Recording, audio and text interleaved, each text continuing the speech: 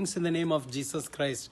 Today's thought is from Exodus chapter 33, verse 16, first part of this verse.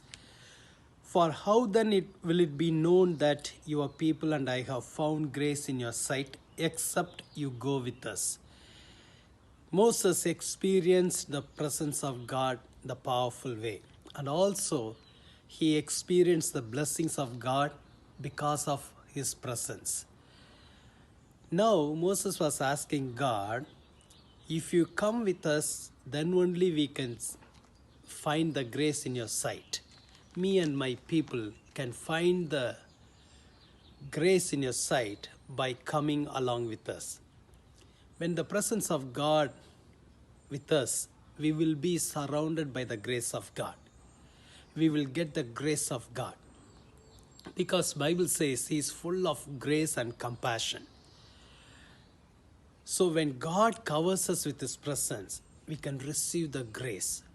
Bible says, my grace is sufficient for you. In your weaknesses, my grace will be there. The grace of God will bring strength in our weaknesses. We need his grace. Without his grace, we cannot do anything. We are not at all worthy to enjoy the presence of God because he is holy God. But through his grace, he is giving us the privilege to enjoy his presence. So wherever his presence, we can receive his grace. So today the Lord wants to give us grace.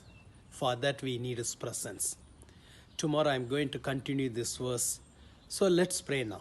Dear Lord Jesus, we need your grace, we need your strength. Without your grace, we cannot do anything. Lord, you know all our weaknesses. Lord, in our weaknesses, let your strength be there through your grace, Lord. Encourage your children. Bless them abundantly. Let your grace surround them, Lord. Remove every discouragement. Let this day be a day of miracle for your children. Bless them abundantly, Lord.